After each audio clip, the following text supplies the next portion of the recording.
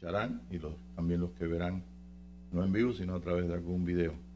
Hoy estamos en el día 25 de enero. No se me olvida porque veo aquí en la computadora. 25 de enero es domingo por la noche. ¿Ves? Algunos de los hermanos han salido del trabajo y han venido para acá, otros dejaron el descanso dominical y aquí están. Pero como quiera, en el ambiente de aquí nuestro hay un ambiente, pues, en el espíritu muy bueno. Yo noto los hermanos, por ejemplo, los que han estado llegando, no voy a decir los nombres, pero vi que tenían como un deseo de comer algo. Y eso es bueno, ¿sabes por qué? Porque eso se pega, como decimos allá en el Caribe, ¿no? Se pega quiere decir que se puede transmitir a otra persona. El espíritu es lo que se transmite. Nosotros transmitimos a través de palabras, transmitimos a través de rostro, transmitimos imágenes, transmitimos de todo, ¿no? Todo lo que hay en el corazón. Hubo un hombre que ustedes están viendo en pantalla, se llamó el profeta Elías. Y este hombre, vamos a comenzar así para poder tener una base. Este hombre fue extraordinario, dice la escritura, que es un hombre sujeto a pasiones. O sea, que es un hombre que no hacía las cosas por hacerlas, sino realmente era responsable. Le ponía su corazón a las cosas. Quiere decir que cuando tú pones tu corazón en algo, tu espíritu, tu alma y tu cuerpo, pues, va a alimentarse de lo que tú mismo estás haciendo. Porque está escrito, ¿no? Donde tú pongas tu corazón, pues de ahí vas a recibir el aliento, vas a recibir. Porque con el corazón se cree, ¿ves? Se cree para justicia, con la boca se confiesa. En fin, el corazón es lo que va a determinar si tu alma, tu espíritu y tu cuerpo van a estar envueltos en algo. Y gente en el mundo, pues ustedes saben, donde vivimos, es muy fácil encontrar personas que con todo, óyeme, yo recordé, cuando hablo de estas cosas, enseguida me vienen a mi mente aquellos hombres que tenían, esos españoles que tenían en Cuba las bodegas, aquellos chinitos que tenían los trenes de lo que llamaban el lavado, el planchado y los negocios que tenían, los que sembraban allí las cosas. Oye, no había ningún día que aquel chinito no pasara por el barrio con dos canastas grandes, tremendas, con un palo así.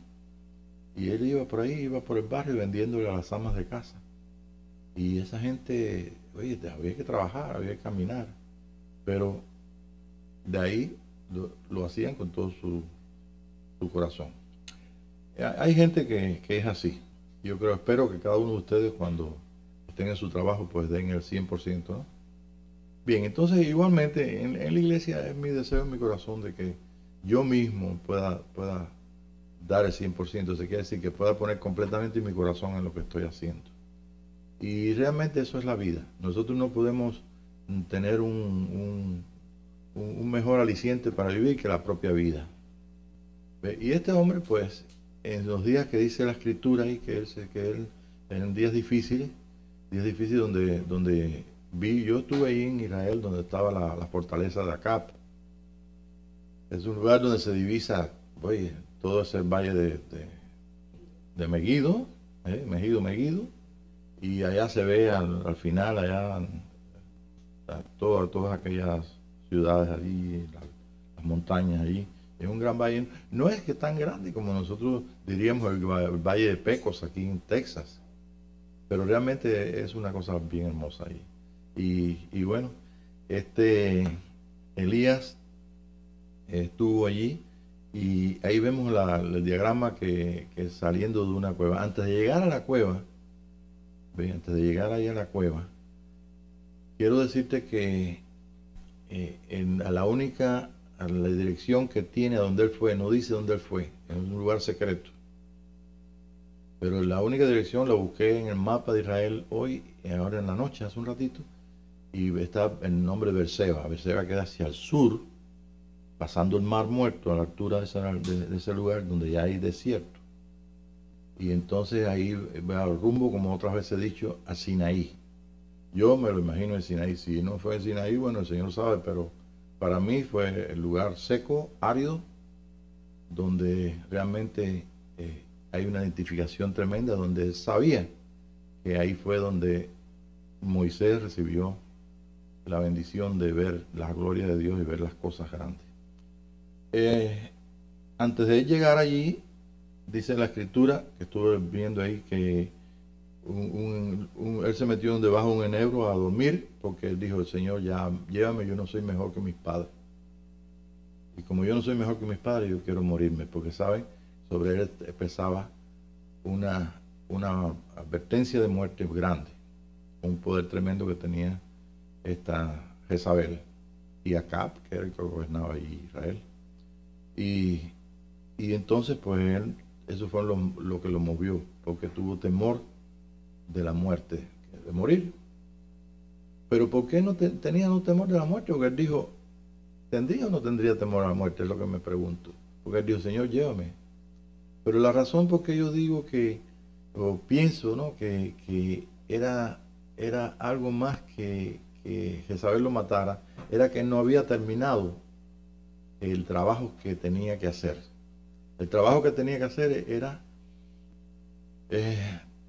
traer al orden de Dios, traer lo que es Israel al orden de Dios, porque estaba bajo orden y bajo el dominio de aquel dios de Baal y los sacerdotes de Baal. Estuvimos allí en la montaña del Carmelo, es bastante grande la montaña, se ve abajo la ciudad, donde ahí se supone, está escrito ahí, donde él ejecutó a los 900, ¿eran 900? 850 de los profetas Baal. Y él allí vio, pues ellos vieron todos los que estaban allí, vieron cuando descendió fuego del cielo. Entonces este hombre, y sujeto a pasiones, estuvo en contacto con el fuego, con la seca, con el agua, y todas estas cosas las traía a él a través de la fe, a través de las visiones que veía. Entonces saben que los profetas son los videntes. Entonces era dentro de él. Cuando, por ejemplo, voy a adelantarme un poquito, cuando, por ejemplo, él cerró los cielos, que no llovía, y lo estaba buscando acá, y lo encontró, él le asintió que sí, que iba a orar para que viniera el agua. Y entonces él se fue con el criado ahí a una montañita, a un lugar donde se veía el mar. Estoy hablando del mar de Galilea. Y entonces el criado le dijo, él se arrodilló y comenzó a buscar la visión del agua. La visión del agua apareció. Y entonces se puso ahí prácticamente a parir, en posición de dolores de parto, para que entonces la visión esta que tenía en su corazón, Dios lo hiciera aquí afuera. Y entonces por eso le mandaba a decir al hombre: ¿qué viste? Porque sabía que el agua venía de ahí, de donde está el agua. Y entonces hasta que el criado le dijo la séptima vez: veo una nubecita que está subiendo como un puño de un hombre, que está subiendo del mar. Entonces él dijo: ya, descansó. Inmediatamente le dijo a Cap que saliera, que corriera, porque venía una gran lluvia. Entonces él trajo la lluvia, pero quiero que se fijen cómo trajo la lluvia. En sí estoy parafraseando, puede ser que me vaya un poquito por un lado o por el otro, pero parafraseando, él corrió delante de, creo que allá detrás de ustedes está, no sé si está ahí el dibujo, pero lo tengo ahí en los dibujos, donde Elías corre a través del monte y intersecta a Cap, y está en una forma gritando delante, gozándose. Él vivía las cosas de Dios 100%, con todo su corazón. Y está el dibujante que hizo eso, pues en su imaginación, como estamos estudiando a veces imagen y las imágenes que vemos, en la imagen que él vio en su espíritu, en su corazón, Este dibujante entonces puso a aquel hombre gozándose y gritando. Y yo me lo imaginaba así también. Este se gozó en lo que hacía, se gozó en sufrir aquellos dolores de parto hasta que saliera el agua. Pero fíjense bien que digo, el agua salía de las visiones y de las revelaciones que traía. La seca vino de las visiones y revelaciones.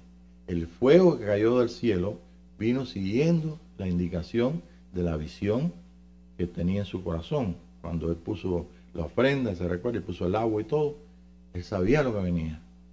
Más sin embargo, los sacerdotes o los profetas, mejor dicho, de Baal, estos no sabían que tanto poder tenía lo que era la visión de algo de Dios en el corazón de un hombre.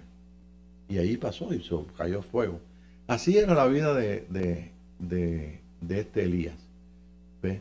Lleno de pasión, lleno de aventuras, todo para que el pueblo de Israel pudiera entonces estar en línea con los propósitos de Dios. ¿Cuál es el propósito de Dios? Tener un pueblo que practicara y que estuviera en tal forma de que le diera la bienvenida a ese hombre, al esperado, al Mesías anunciado. Y todo lo que entraba, o sea, todo lo que envolvía la vida de Elías en su pasión era una sola meta. Y claro, las cosas estaban de patas para arriba, como decimos, ¿no? Estaban mal. Un hombre, un Dios, un rey que simplemente era dirigido por una mujer arpía, mala, diabólica. Y ustedes saben todo lo demás que lo pueden encontrar en el libro de Reyes, Primer Rey. Pero aquí en este libro vemos a este hombre dentro de la cueva. ¿Ok?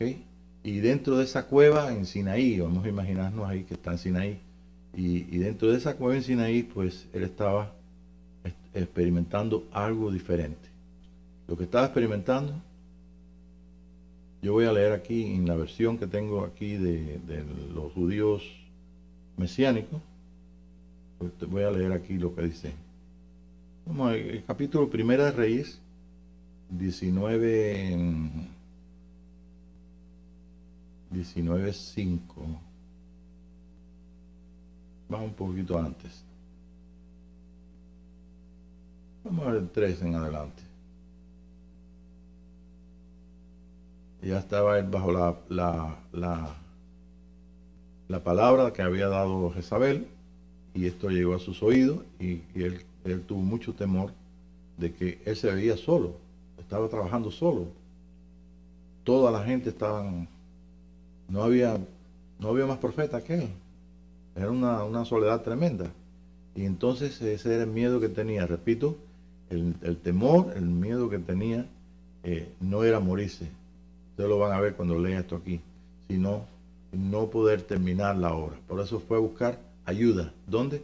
Al monte seco, al monte árido, donde podía entonces Dios darle ahí en aquella soledad, darle ahí lo que él necesitaba. Dice aquí en el 19, 1 Reyes 19:3, y Elías temió y se levantó y huyó por su vida. Cuando él llegó a Beersheba, en Judá, dejó a su sirviente allí. Se recuerda que el criado tenía un sirviente. Pero él fue un día más adentro del desierto, más hacia el sur, yendo hacia Sinaí, hasta que llegó a un árbol de enebro, se sentó debajo de él y oró por su propia muerte. Basta, él dijo, ahora Yahweh, toma mi vida, no soy yo mejor que mis padres. Ya no podía más. No le alcanzaba ni el tiempo, ni las fuerzas, ni nada. Entonces se acostó debajo del enebro y se durmió. De repente, un ángel le tocó y le dijo, levántate y come. Él miró y allí junto a su cabeza había una torta sobre las piedras calientes y una vasija de agua. Él comió y bebió y entonces se acostó otra vez. Vamos a abrir un paréntesis. Quiero que sepan que cuando habla aquí de un ángel, no está hablando de una persona, un ser espíritu que tiene unas alas, Está hablando de una comida real que le puso allí. Está hablando de una persona que físicamente es como tú y como yo. Y entonces, pues, él, imagínense, tan agotado de todo lo que estaba, pues usted se puede imaginar todo lo demás. Y que, por menos que eso, por un buen potaje de garbanzo nos da un sueñito tremendo, ¿no es cierto? Sobre todo cuando no hemos comido en todo el día. Y tengo historias de esos grandes potajes, como le llamamos, ¿no? De garbanzo, a frío blanco y bueno, tantas cosas. El caso fue que no pudo aguantar más y se durmió. Dice aquí, dice el 7, y el ángel de Yahweh, o Yahweh, o Jehová, vino otra vez, una segunda vez, y le tocó y le dijo, levántate y come, el viaje será demasiado para ti. Tengan en cuenta, para la próxima clase del viernes próximo, si el Señor nos permite, vamos a tratar con el ángel o los ángeles de Yahweh, ¿ok? Y esos son Elohim, no sé, son los Elohim que son los que vienen a ayudar, a traer juicios, a traer los brazos de Dios, o sea, la mano derecha y la mano izquierda de Dios en forma angelical, ¿ok? Entonces él miró y junto a su cabeza había una torta sobre las piedras calientes y una vasija de agua. Ahora se añadió el agua. Él comió y bebió y entonces se acostó otra vez. Y el ángel de Yahweh vino otra vez, una segunda vez, y tocó y dijo, levántate y come, y el viaje será demasiado para ti. Él se levantó, comió y bebió, y por el vigor de esa comida viajó por 40 días y noches hasta que llegó a Oreb, el monte de Elohim. Tremendo alimento, ¿qué sería? Pero Dios. Pero era tremendo alimento.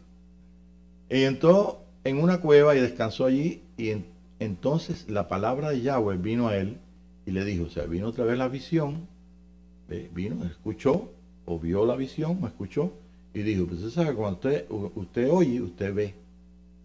Y estamos viendo, estamos estos días estudiando cómo son las visiones y las revelaciones dentro del lugar santísimo nuestro, que es donde está nuestro espíritu, donde nuestro espíritu está manejando el alma y el cuerpo, ¿ve? Donde nosotros tenemos la fuerza para impulsar la energía de vida que Dios nos dio, ¿ve? Y entonces él dice aquí, respondió, yo he sido muy celoso, ok, el 9, ¿no? El 10 ahora. Y respondió, yo he sido muy celoso por Yahweh, Elión. El Elión es el Dios más alto. Porque los hijos de Israel han abandonado tu pacto, han quebrantado tus altares y matado a tus profetas con la espada. Ahora yo soy el único que he quedado. Y aún tras de mí para matarme también. Y están tras de mí para matarme otra vez. Entonces, él dijo, sal fuera y ponte en el monte delante de Yahweh. Y allí, en ese momento, Yahweh pasó, un gran poderoso viento irrumpió contra las montañas y rompió las rocas en pedazos delante de Yahweh. Pero Yahweh no estaba en el viento. Fíjense cuál es el énfasis de este pasaje, es estar. El verbo estar y ser para nosotros es un poquito separado, pero en inglés y en otros idiomas como el hebreo, ser y estar es la misma cosa. ¿Okay? Entonces, él estaba, como ustedes vieron ahí en el dibujo que tengo aquí atrás, él se fue a la puerta de la cueva, él estaba en la oscuridad. Entonces, fíjese bien, vamos a traducirlo después, cuando termine de leer aquí. Ok, y delante de Yahweh, pero Yahweh no estaba en el viento. Después del viento vino un terremoto, y Yahweh no estaba en el terremoto. Después del terremoto un fuego se desató, pero Yahweh no estaba en el fuego. Y después del fuego, una voz de una brisa delicada. En algunas versiones dice un silbo apacible.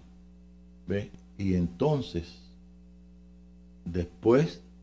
y Elías la oyó y cubrió su rostro con su manto.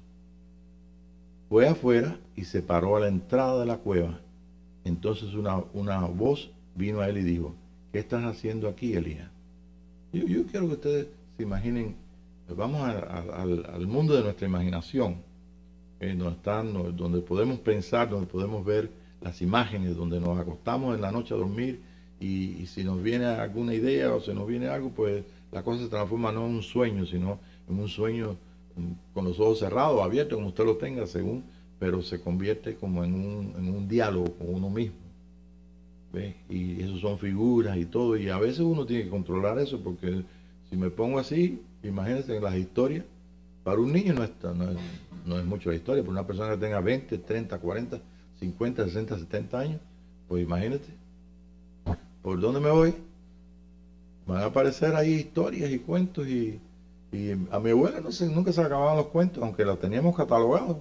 Lo que nos gustaban se los pedíamos, pero ahí había. La viejita, pues, cuántas cosas y cuántas cosas más. Y era nuestra televisión. Es más que una televisión porque podíamos escoger las historias, los cuentos y luego entonces nosotros aprendimos de nuestros hijos y ahora pues lo hacemos con nosotros mismos, pues ya los hijos se casaron, se fueron y entonces uno tiene que hacerlo ahí cuando va a dormir. Y cuando va a dormir no te lo recomiendo porque después pasar una hora bien fácil. ¿Ve? De recorridos por allá, por acá, y usted sabe, y no llegas a nada. A menos que el Señor ponga en tu corazón una oración, algo en especial, pero si no, pues tú sabes, todo nos pasa eso, ¿no es cierto? Dígame si yo soy el único que lo hago. ¿Ustedes también? ¿Todos ustedes? Entonces estamos en el mismo team, no hay problema. Bien, tienen que tener en cuenta con lo que estamos leyendo que Elías no fue afuera completamente, él estaba en la oscuridad. Él se metió ahí en la oscuridad. Y en la oscuridad él tenía la conciencia, en la noche, en la oscuridad de ese, él esperaba algo y él tenía la conciencia de que iba a encontrarlo. Pero al escuchar la voz de Dios y todo, o sea, al ver la visión o lo que fuera, entonces él salió afuera, como siempre lo había hecho, cuando escuchaba que había seca o tenía que venir fuego, él escuchaba fuego y toda esa serie de cosas, ustedes se las pueden imaginar. Esta vez entonces, él un poquito más detrás de la puerta de la cueva, cuando ya se ve luz afuera, y cuando usted puede divisar, ¿ve? Ahí como usted puede divisar lo que hay afuera. No sé si ha estado algún día en una cueva, pero es así. Si se va muy adentro está muy oscuro, pero si se va casi a la entrada de la cueva, usted puede ver, inclusive tenemos un cuadro ahí que hizo Robin allá en la casa, que se ve una cueva cubana y se ve el mar y las palmas y todo, muy bonito. Y ahí estaba él, cuando entonces vio todas aquellas cosas que pasaban, el viento, el fuego, Jehová, ¿ve? Y dice la escritura que leímos aquí, mas Jehová no estaba en el fuego, ni en el aire, ni en el terremoto. ¿Dónde estaba el Señor? ¿Dónde lo encontró? Nunca lo había encontrado de esa forma. Ya no está hablando de las cosas que necesitaba como fuego, como agua, como aire, para mover a Israel, son los instrumentos que él tenía para expresar, ¿ve? Lo que es un profeta, para expresar lo que era la voluntad de Dios, para corregir, para que viniera, que pudieran ponerse en la línea para que viniera el Mesías. Pero ahora él descubrió la voz de Dios dentro de él. El silbo apacible era algo que no solamente lo escuchó, sino que también tranquilizó completamente de paz ese interior, esa vida de él mismo. ¿Sí? ¿Cómo? Sí, claro. Ahora salió diferente. Ahora el hombre que salió de allí era un hombre que sabía dónde estaba Dios. Él sabía de Dios, sabía obedecer a Dios y sabía cómo funcionaba Dios afuera. Pero ahora había descubierto la fuente, la raíz de todo. Esto se parece un poco a lo que nosotros estamos viviendo en este día. En este tiempo que estamos viviendo, yo tengo hermanos muy lindos que ellos esperan que este año sea la manifestación de Dios. Y muchos cristianos, por supuesto que sin estos datos, piensan que Dios se va a manifestar y más nada. De alguna forma nos va a unir aquí, de allá del norte, del sur, de todo, como dice, de toda lengua, pueblo y nación. Entonces va a haber una manifestación, pero sin entender que la manifestación de Dios viene porque hay que encontrar la fuente de esa manifestación, que no es, que es más que visión, que es más que sueño, que es más que entender, que comprender. Saber y conocer son dos cosas que nosotros necesitamos en la mente de Cristo, a través de la mente nueva, renovada de un hombre nuevo. Y yo creo que todos ustedes y yo también tenemos esa mente. A la vez que nosotros tenemos conciencia de que Cristo vive en nosotros, y esa conciencia que Cristo vive en nosotros es o muy tenue, o muy fuerte, o sin conciencia alguna. Simplemente para muchos cristianos en este día es que, bueno, yo levanté mi mano, como estuve un hermano, o sea, un creyente, un hermano en Cristo en mi trabajo, un ingeniero americano, que el muchacho decía que él era salvo, que era nacido de nuevo, porque él levantó su mano. Entonces, en levantarle la mano, yo le decía en aquel entonces, esto hace años bastante, ¿no? Y yo le decía, pero ¿cómo es que tú dices que tú eres nacido de nuevo si tú no me estás dando un fruto, tú no me estás dando una evidencia que tú lo eres? Todo lo que me estás mostrando es que eres una persona creyente, nada más. Y yo hablábamos estas cosas ahí, y yo practicaba un poquito el inglés, tú sabes, porque no eran cosas de trabajo, pero eran cosas que se podían. Y él no sabía nada de español, él venía de Georgia. Entonces, este muchacho un día ya se apareció ahí, donde estábamos en Trinity Lombrano. ¿Alguno de ustedes está aquí desde Trinity Lombrano? No, ¿verdad? 2 semanas antes de cambiarnos para acá, estábamos allá en Trinity Lombrano. Él se apareció allá, y se apareció allí porque ya la vida de él hizo crisis. Entonces se entregó al Señor, tuvo la experiencia de nacer de nuevo, pero él le decía a su pastor, que era un pastor bautista, o sea, sin conocimiento del Espíritu de Dios, y entonces él le decía a su pastor, hay algo más, porque el hermano Pablo me hablaba de un fruto, de una manifestación, y entonces fue a buscarme. Ese día, para hacerte la historia corta, ese día salió él lleno del Espíritu allí, borracho del Espíritu. Si alguna vez ustedes no han visto lo que es una persona borracha en el Espíritu, es igualito que si hubiera tomado. 2 veces en mi vida lo he visto. En mi casa con unos muchachos que vinieron, que eran cantantes, de cantos cristianos, y ese día con el hermano Lauren Milk. Ese día estaban los hermanos allí, me parece que el hermano Jesse González, y estaba también Durán, y oramos nosotros 3 por aquel joven, y realmente el Señor hizo una obra pero bien hermosa, bien maravillosa, porque él experimentó lo que es el Espíritu de Dios trayendo ese Pentecostés, ese Espíritu de Dios que trae al Cristo, a la realidad del Espíritu en nosotros, del Espíritu de Cristo en nosotros, porque eso es lo que ha traído el Pentecostés al mundo, desde los días de Pentecostés, y después de que se perdió todo eso por tanto tiempo. Por supuesto que siguieron la gente haciendo milagros y haciendo sanidades, y etcétera, etcétera, pero no en una forma corporal hasta 1910, donde de aquí comenzó, y en todo el mundo comenzó el derramamiento, el ajuste, para entonces encaminarnos al tiempo de un conocimiento mayor y de una gloria más grande. Y esa es la gloria que nosotros esperamos que nosotros tengamos presente para poder creer en la manifestación de los hijos de Dios. Si no hay desarrollo de lo que es la gloria de Dios, es Shekinah o Shekinah, no sé cómo se dice exactamente, pero ahí está escrito, Shekinah.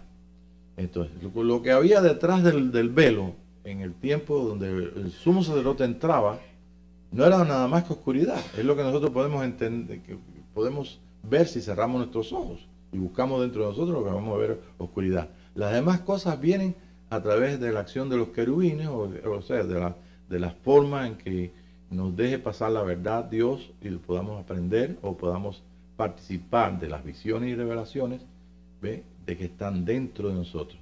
De ahí que San Pablo entonces, como dije en la clase pasada, decía, vendré a las visiones y revelaciones del Señor.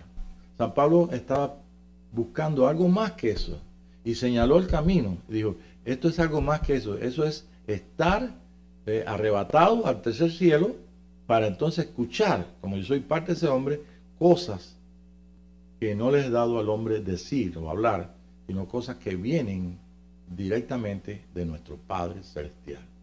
Ahí es donde nosotros entonces comenzamos a tener conciencia de que la vida de Cristo en nosotros tiene una manifestación.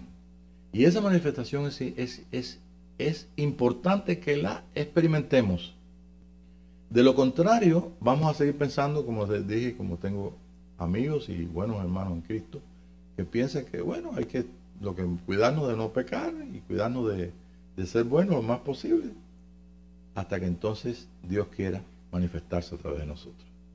Pero el paso intermedio, yo te lo estoy mostrando a través de la misma experiencia de este hombre, que es tan importante, que estuvo en el monte de la transfiguración con Elías, con Jesús. Moisés y él, son dos hombres. Este hombre descubrió lo que es la luz dentro de él. Lo que Juan decía en el capítulo 1, donde dice, yo soy un hombre que vino a anunciar, estaba hablando de Juan el Bautista, vino a anunciar, no era el Cristo, pero este hombre vino a anunciar la vida, vino a anunciar a Jesucristo, sabemos. Y ese capítulo 1 dice, en el principio, o sea, en el principio, igual que Génesis 1, pero dice capítulo 1 de Juan, que el verbo de Dios se hizo carne y habitó entre nosotros. Entonces, el verbo de Dios es Jesús hecho carne.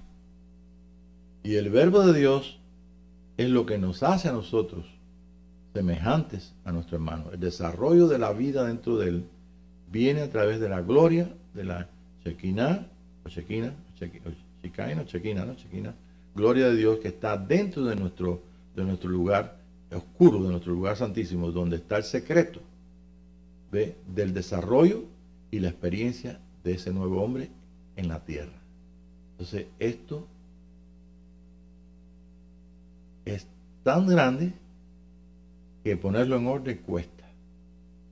Pero te digo una cosa, si seguimos las indicaciones y lo que el Señor nos ha dejado, que Pablo dijo, vendrán las visiones y revelaciones, pues entonces nosotros no tenemos ninguna otra opción que buscar dentro de nosotros el que Dios se revele, así como Él quiere revelarse, y que nosotros podamos alcanzar lo que es ese grado de edificación, que nosotros podamos desarrollar lo que llamamos religiosamente el crecimiento del hombre espiritual. Crecimiento espiritual. San Pablo, en Romanos, en Efesios, se lo mandó a decir a los Efesios por una carta, y les dijo, hasta que todos lleguemos a la estatura de un varón perfecto, a la plenitud del conocimiento de un Hijo de Dios. Y eso es exactamente lo que descubrió Elías dentro de él, que Dios tiene el poder de establecer una realidad de él en tal forma que haya una conciencia de Dios dentro de nosotros. Y que no nos ocurra como le ocurrió a nuestro hermano que trabajaba conmigo, sino que, bueno, que no nos ocurra en la primera etapa, que nos ocurra en la segunda etapa, donde él pudo descubrir que Pentecostés era más que hablar en lenguas, era más que simplemente profetizar, que Pentecostés era nada más que el estado donde nosotros tenemos la ayuda del Espíritu de Dios para llevarnos entonces a lo más excelente, y lo más excelente está detrás del velo.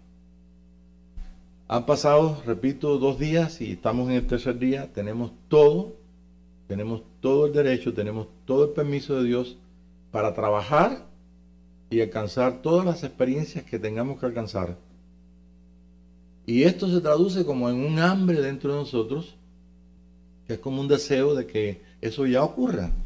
Y esto es más seguro, este pensamiento, que pensar, bueno, yo voy a cantar un poquito, voy a alabar al Señor y voy a esperar a ver si mañana es la manifestación. Y si estás en esa actitud, puede que pase el tiempo y el tiempo. ¿Ves? Y te hagas un viejito, te va a ponerte bastantes años, 150 años, por la gracia de Dios. Y todavía estás con el bastoncito, diciendo, estoy esperando la manifestación de los hijos de Dios. El Señor Jesucristo mismo dejó establecido que trabajemos por la comida que no perece. El verdadero pan que descendió del cielo es Jesús, el Cristo de Dios. Bueno, ¿y quién es el Cristo de Dios? ¿Quién es el Cristo de Dios? Porque los judíos no estaban esperando a Cristo. ¿A quién esperaban los judíos? ¿Al Mesías? Es el Mesías. Lo que pasa es que Cristo es el nombre de más alto de gobernante o autoridad. Y ese fue el nombre que los romanos pusieron a Jesús, el Cristo. Pero cuando le fueron a preguntar, yo busqué en la Biblia aquí, de Juan, busqué en la Biblia lo que le fueron a preguntar a Juan el Bautista, y no le preguntaron por el Cristo, le preguntaron por el Mesías, por el Mesías. ¿Eres tú el Mesías? ¿Eres tú el profeta? ¿Eres tú Elías? Y Jesús dijo que no. Juan dijo que no. Porque Elías, el profeta y Mesías, es el mismo Hijo de Dios. ¿Y quién es el Hijo de Dios? Juan 1.1. ¿Qué dice Juan 1.1? ¿No se recuerda? En el principio era el verbo, y el verbo era Dios, y el verbo era Dios, el verbo era con Dios, y el verbo era Dios. Está en el principio con Dios. Todas las cosas por él fueron hechas, y nada de lo que está hecho fue hecho sin él. Entonces, el verbo de Dios es la acción de Dios, la palabra de Dios. Y la palabra de Dios salió y dijo, sea la luz. Y ahí comenzó entonces, en ese vacío de oscuridad, comenzó entonces las cosas físicas a formarse a través de la misma ley de Dios que salía de su corazón. Y esa misma ley, eso que salió del corazón, que es el verbo de Dios, llegó a hacerse carne y habitó entre nosotros y vimos su gloria del unigénito Hijo de Dios, lleno de gracia y de verdad. Y el verbo se hizo carne. Entonces, para nosotros no hay ningún problema. Cristo, el Mesías, el espíritu de Elías, el espíritu de Juan el Bautista, que dijo, el que me mandó a bautizar con agua, Yahweh fue el que lo mandó. ¿Ve? Ese me dijo tal cosa. O sea, que todos y cada uno de nosotros podemos en este día participar de ese mismo Espíritu de Dios, de ese mismo Cristo de Dios, no solamente porque haya venido y haya traído a Jesús, que fue la ofrenda perfecta para establecer entonces el nuevo hombre y quitar el pecado y entrar en la gracia y consumar la fe, sino que ese mismo Jesús está ahora en nuestra carne, en nuestros huesos, y forma parte, o sea, ese mismo Cristo de Dios, ese mismo verbo de Dios, forma parte de todo nuestro ser, de nuestras células, desde la más grande, que digo, como es cada uno de nosotros, hasta la más pequeña. Es parte de nuestra naturaleza. Pero para que esto nosotros podamos funcionar y trabajar con esto, tenemos que tener conciencia de ello. Si no tenemos conciencia de ello, pues sería entonces una doctrina más. Y sería entonces precisamente lo que cree mucha gente. Mucha gente ha recibido una verdad. Yo no digo que todos, pero mucha gente ha recibido una verdad. ¿Cuál es la verdad? Bueno, que la verdad es que Él se va a manifestar. Pero entre hoy y la manifestación de Él, yo no sé cuándo será en el orden de Dios. Pero yo estoy seguro que cada vez que Dios hace algo en ti, que tiene que ver con tu alma, tu espíritu, tu cuerpo, con la conciencia completa de que tú eres un hijo de Dios, tú puedes dar una palabra y tú no puedes algunas veces saber si esto vino de Dios o vino de ti mismo. Porque dice, en parte hablamos y en parte profetizamos. Mas sin embargo, dice el mismo Pablo, mas cuando venga lo perfecto, lo que es en parte será quitado. O sea, estamos avanzando Y estamos avanzando por el camino que Él nos vivo, que nos abrió, el camino nuevo y vivo que nos abrió. ¿Cuál es ese camino? Cuando Jesús dijo, consumado es, Padre, en tu mano encomiendo mi espíritu. O sea, se expiró, se entregó su alma, su espíritu, e inmediatamente el velo del templo se rasgó de arriba abajo. Por supuesto, quiero recordarte que no había arca. No tenían, la gente podía mirar atrás, no iba a ver nada. Y ese es el problema que la gente tiene hoy. El Señor es tan cuidadoso y se cuida tanto que no abrió el velo para que todo el mundo mirara, como los que dijo Tere en la mañana, ¿no? Los filisteos que vieron y hasta abrieron la tapa ahí. No, allá no había ningún arca. Porque el arca solamente era un asiento, era un trono. Si usted dibuja cómo es el arca, es un trono.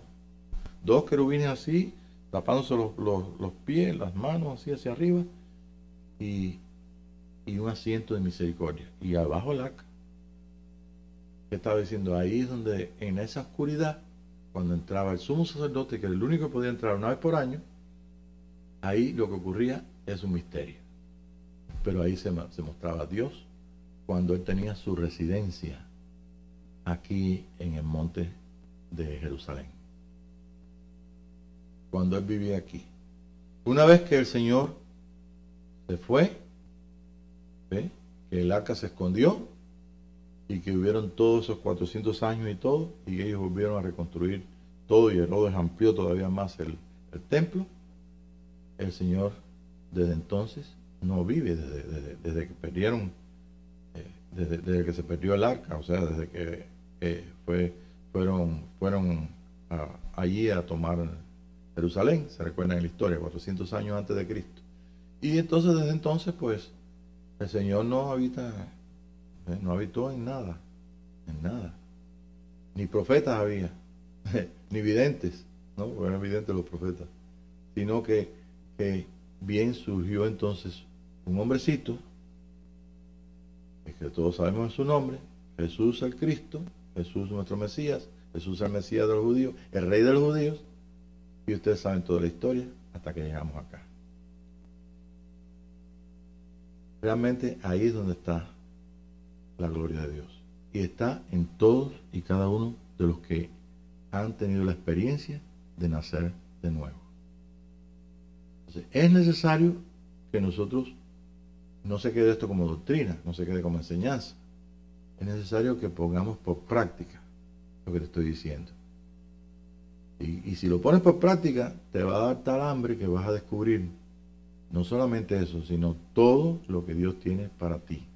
Y todo lo que Dios tiene para ti está metido en dos cosas: la limitación que tú tienes como hombre y el velo abierto que tú tienes como hijo de Dios.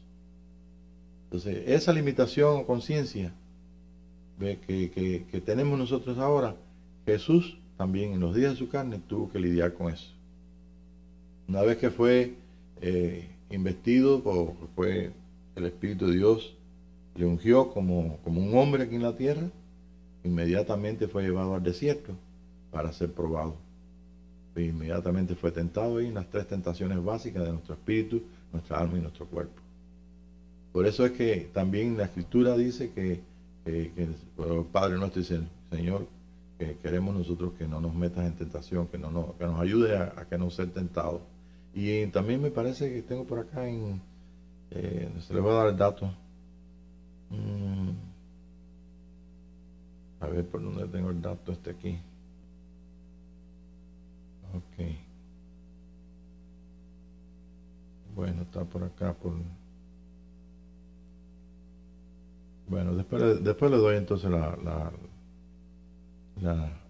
la cita, pero tengo una cita aquí es una cita donde es de Juan, donde dice que nosotros, no solamente en Padre Nuestro, sino que debemos ser ayudados para que no nos venza, no podamos caer en los errores o en la tentación. En otras palabras, que a través del Espíritu de Cristo nosotros podemos participar de una verdad que se va incrementando y una realidad que se va trayendo a través de las visiones y revelaciones, hasta que nosotros podamos ser parte de ese hombre, de que no solamente tiene la conciencia de Dios dentro, sino que también manifiesta su naturaleza. Ajá. Bueno, hasta ahí. ¿Tiene alguna pregunta?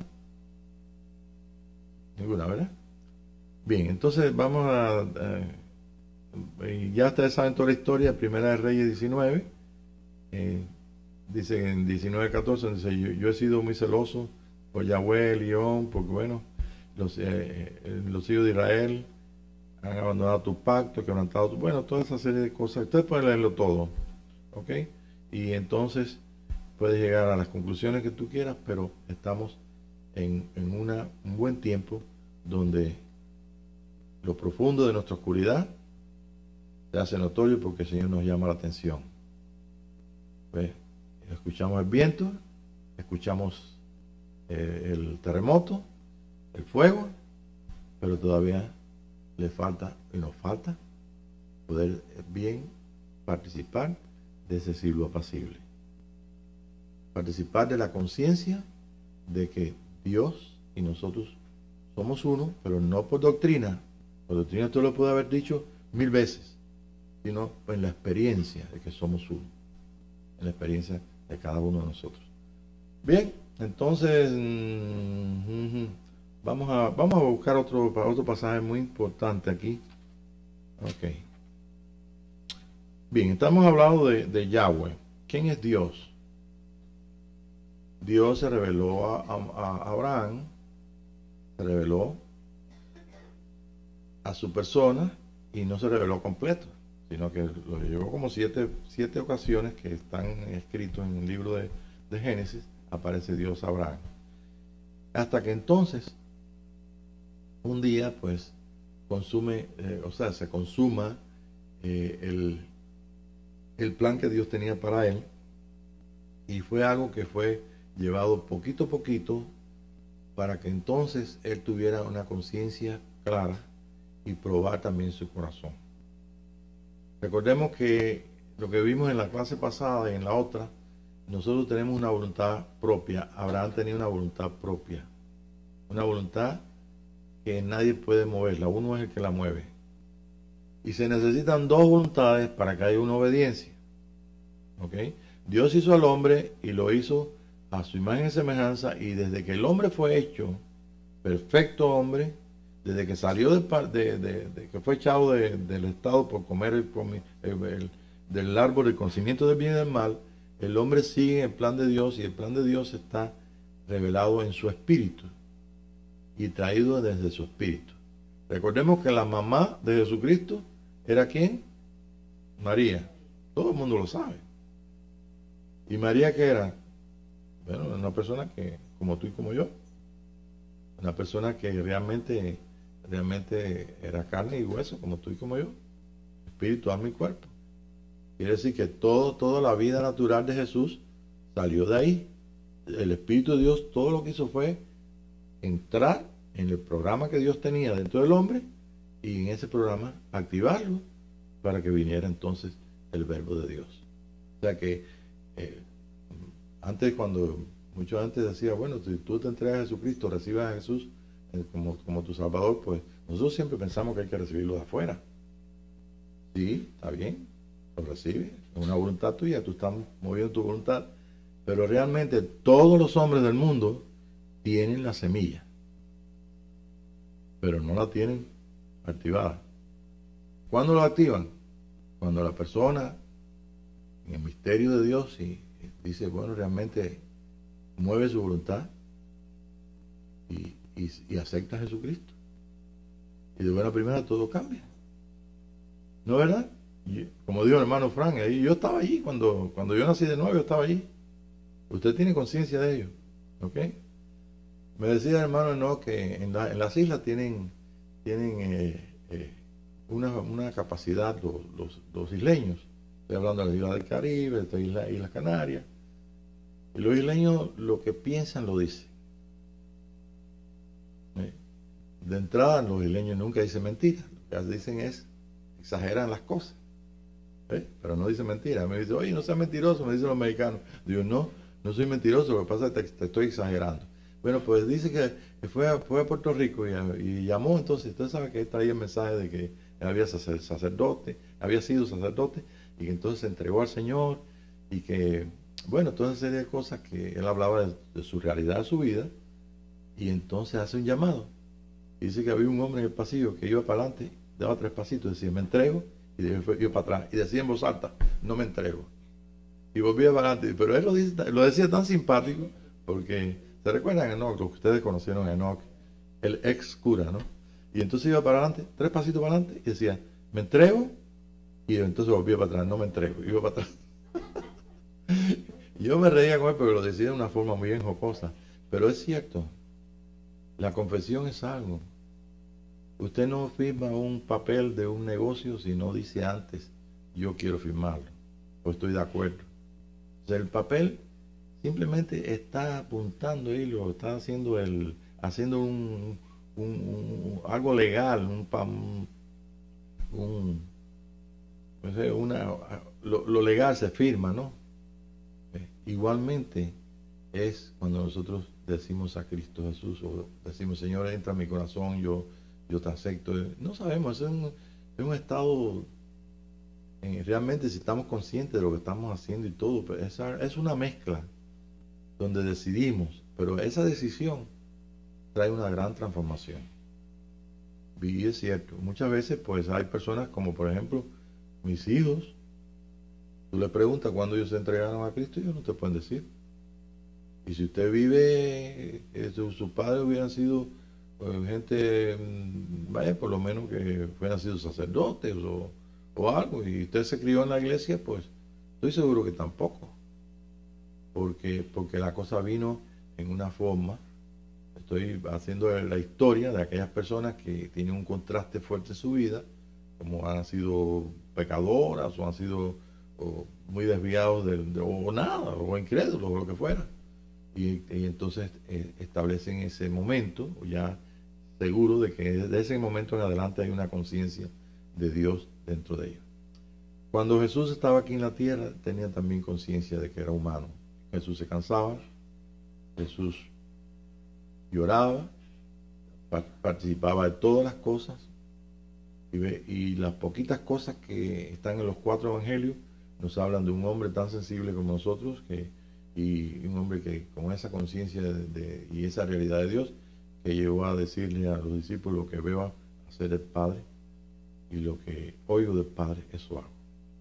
Entonces nosotros no estamos buscando una hipótesis o inventando una cosa, sino simplemente el modelo que tenemos, que es el Señor mismo Jesús, nuestro hermano mayor, nos está diciendo cómo funcionaba. Ahora, vamos a hacernos una idea vamos a hacernos, yo no tengo aquí cómo proyectar esto, pero voy a hacer para la próxima clase voy a hacerlo porque voy a dar acerca de los ángeles también.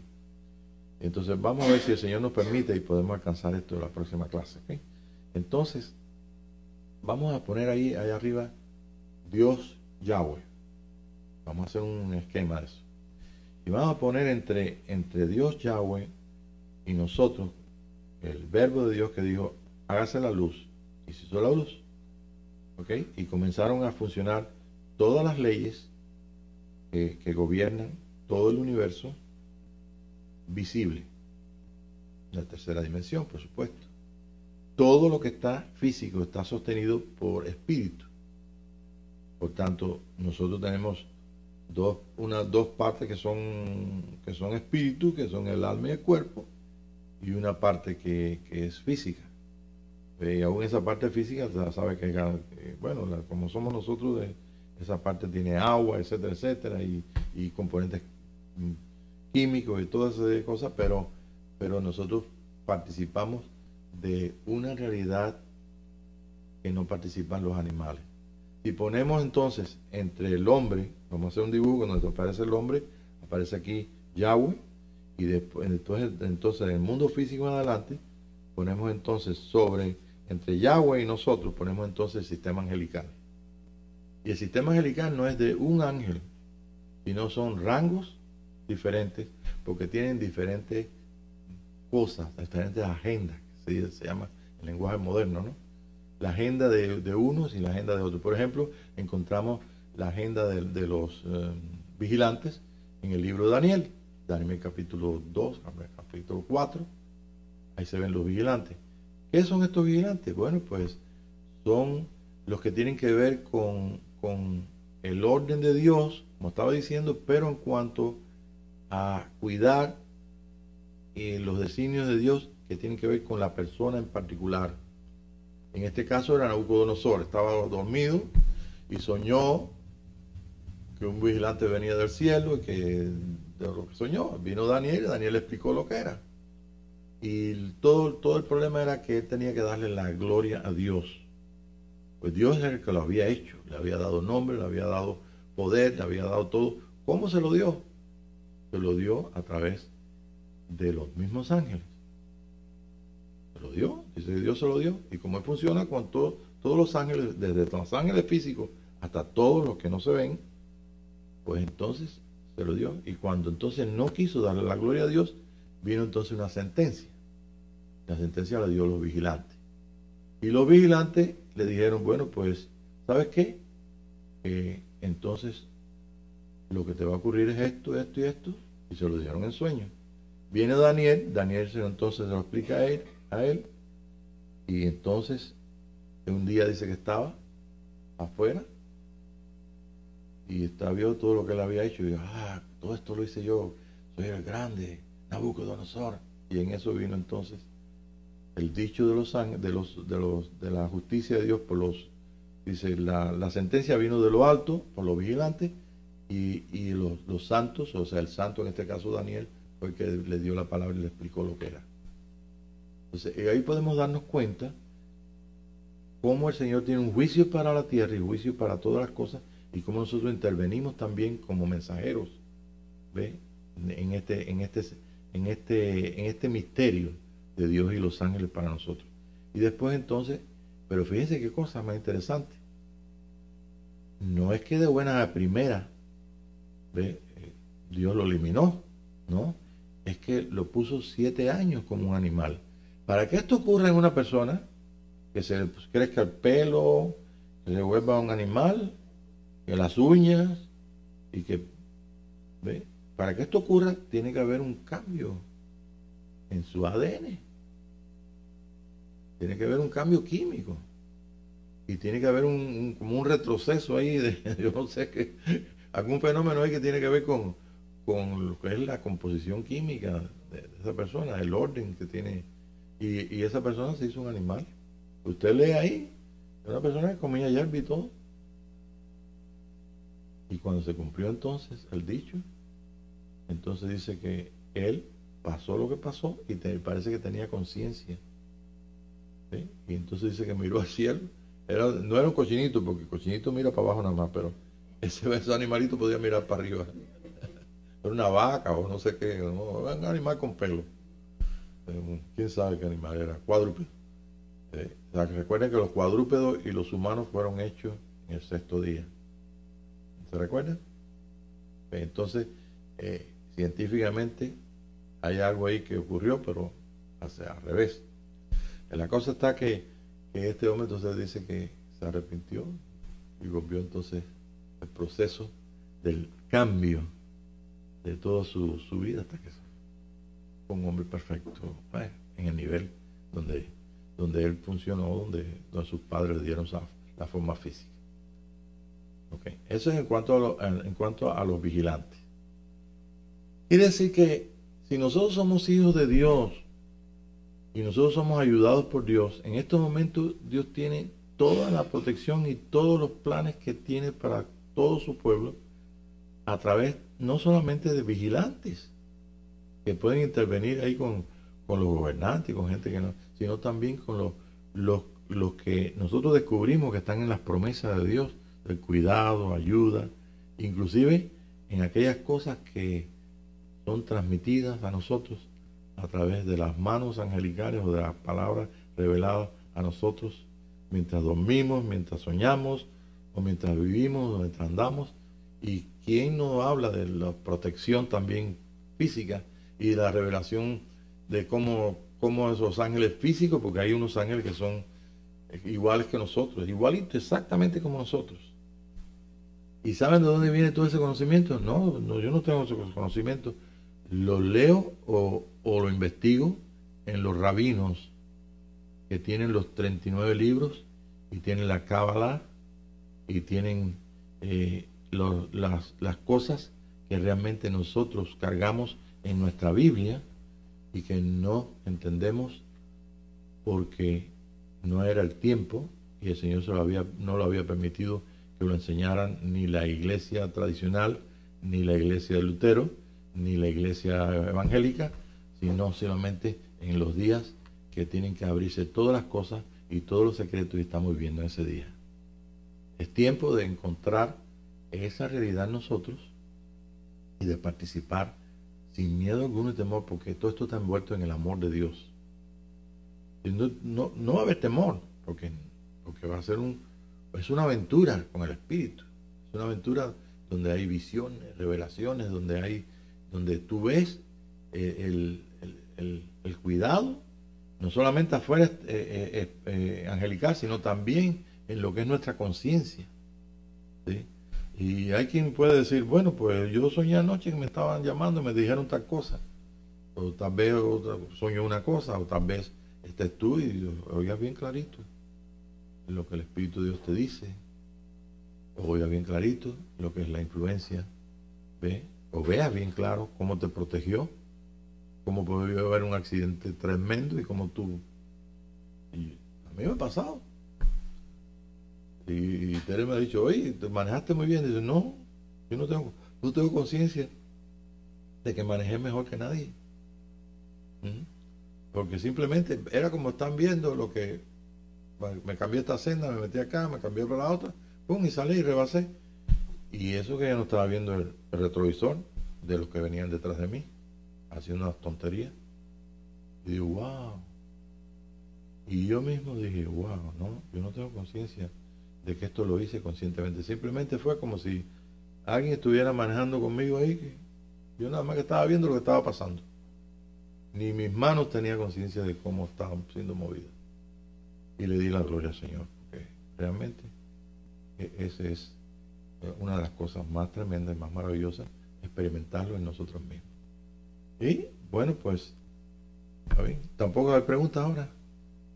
Bien, otro tipo de ángel, Elohim. Elohim quiere decir Dios. Y Elohim también tiene un tipo de ángel que son los hijos de los Elohim. Y los hijos de los Elohim son aquellos que tienen que traer a nosotros las expresiones en el mundo físico de corrección. Ok. No vamos a entrar, pero sí sería bueno que nosotros leyéramos esta semana, para que sí nos sirva para el viernes, lo que pasó a Abraham, cómo fue visitado por 3 hombres que comieron, bebieron con él, 2 se fueron a hacer la justicia de Dios allí, o lo ordenado por Dios. Esas son las manos zurdas de Dios. Dios es un hombre. Jesucristo no es un hombre. ¿Y qué dijo Jesús? Que él era el Hijo de Dios. ¿Sabe lo que estaba diciendo bajo la ley? Yo soy Dios. Y el capítulo 17 dice, Padre, como tú y yo somos uno, ese Dios uno que yo te estoy describiendo, que tiene un orden de angelical tremendo sobre nosotros, ¿ve? Nosotros, pues simplemente ese Dios también tiene el habernos dado una autoridad sobre todo el reino animal hacia los microbios, ¿ve? De ahí hasta el cuadrúpedo y microbio y todo.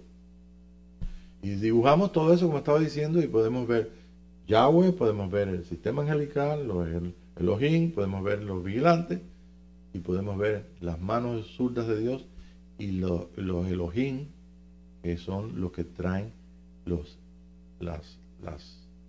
que Dios hace de misericordia y de amor, lo que Dios edifica, lo que Dios sobreedifica, ¿sí? Y lo trae para que nosotros participemos de eso. Y la justicia de Dios lo trae entonces los hijos de los Elohim, ¿sí? Para traer entonces exactamente lo que pasó a Abraham allí. Se fueron 2 y fueron para Sodoma, Gomorra y las otras dos ciudades. Se quedó uno con Abraham. Y en el espíritu, Abraham sabía que estaban ellos en la presencia de Elohim, de Yahweh. Y comenzó a hablar con Yahweh. No hay ningún problema. ¿Usted sabe cuándo está el problema? En que nosotros no estamos conscientes totalmente que somos uno con Dios. Y cuando vemos a un hombre ahí delante de Abraham y está hablando, y Abraham está hablando con Yahweh, decimos, no, ¿cómo va a ser Yahweh? Si Yahweh es Dios Todopoderoso, que está en todas partes, que en Él vivimos, en Él nos movemos, pues ese no puede ser Yahweh. Entonces ese es el conflicto en nuestra mente. Pero sí está hablando con Yahweh. Cada persona que habla contigo está hablando con Yahweh. Tú eres un Elohim, tú eres Dios, tú eres un Dios. Lo hiciste un poco menor que los ángeles, mas lo coronaste de gloria. Hebreos lo dice bien claro. ¿Cuál es la gloria que le coronó al hombre? ¿Cuál es la corona de la vida del apóstol Pablo? Ser un hijo de Dios en la tierra. Entonces, el plan que tiene Dios con nosotros los humanos es ser Él, uno con nosotros. Y el mismo libro de Salomón dice que quién sabe que el espíritu de los animales va a la tierra donde fue tomado y el espíritu del hombre va a Dios que lo dio. Y somos, en la escala de los animales, somos el animal más alto, ese es el hombre natural. El hombre natural caza las ballenas, hace esto, hace lo otro, se enseñorea de todo. ¿Sí? Pero si no tiene la conciencia de la unión con Dios, sigue siendo un animalito. Por eso es que el Señor bien enseñó acerca de los muertos. ¿Sí? Y no vamos a entrar en una clase teológica, ni vamos a entrar en una disertación de doctrina, pero realmente el alma, el espíritu de cada hombre está en manos de Dios. Y Él mismo que lo hizo, Él mismo tiene su plan, ¿ve? Y simplemente es un asunto de Dios. Y el día que Dios quiera revelártelo, revelármelo a mí, revelárselo a los hijos de Dios, lo va a revelar. ¿Me entiendes? Pero mientras tanto, le podemos hacer muchas preguntas. Y mientras más oímos, más preguntas van a hacerse. Y mientras más preguntas se hagan, más vamos abandonando lo que es en parte. Hasta que lo que es en parte es quitado. Para conocer como somos conocidos. Eso está en capítulo 13 de 1 Corintios. Conocer como somos conocidos, como digo siempre, es una palabra muy fuerte, pero es algo que realmente está al doblar de la esquina, como decimos nosotros. Está ahí. Es más, San Pablo decía en el capítulo 12, repito otra vez, de 2 Corintios, dice, yo conozco un hombre que fue al tercer cielo. Yo soy parte de ese hombre.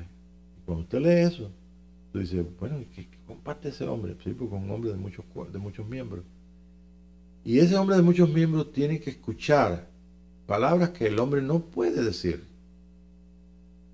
Palabras inefables, palabras que realmente producen lo que es la vida, produce lo que es ese hombre realmente. Y eso fue lo que Jesús le mostró al mundo cuando, o sea, nos mostró a todos, ¿no? Cuando el día del monte de la transfiguración, el artista que hizo esto concibió muy bonito, muy bien, ¿ve? Donde dijo, realmente apareció Moisés y Elías. Elías estuvo tan agobiado, pobrecito, que dijo, bueno, si no hay más remedio que se eche todo a perder, ¿ve? Llévame, mátame. No soy mejor que mi papá, ni mi mamá, ni mi abuelo. Y Moisés, unas 5 veces se quejó con Dios y una de ellas le dijo, mátame, llévame. Y aprendió tanto de esa realidad que un día tuvo que taparse su rostro, porque en la ley no cabía la enseñanza esta. En la religión y en la teología no cabe esta enseñanza, porque no es una enseñanza teológica, es una enseñanza de revelación donde podemos probar a Dios. Y si no es lo que te estoy diciendo, no soy yo el que te va a decir que no es el mismo Espíritu de Dios. Y se presentaron el que vivió el misterio de la muerte, que es Moisés, que para irse de este mundo no tuvo que tener un accidente, ni tuvo que morirse de viejo. Lo único que tuvo que hacer es cerrar los ojos. Cuando Dios le dijo, ven, él fue. Y su cuerpo, por eso dice Dios lo enterró, es decir, lo desapareció. El otro fue Elías, que vivió, el primero de vivir esa realidad. Y entonces es Elías, pues en el monte, simplemente pues apareció ahí, porque él vivió la vida. No tuvo necesidad de muerte para salir del mundo de la tercera dimensión.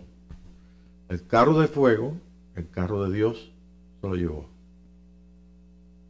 Y simplemente aparece aquí bajo la autoridad y el dominio de la luz que este hombre trajo al mundo.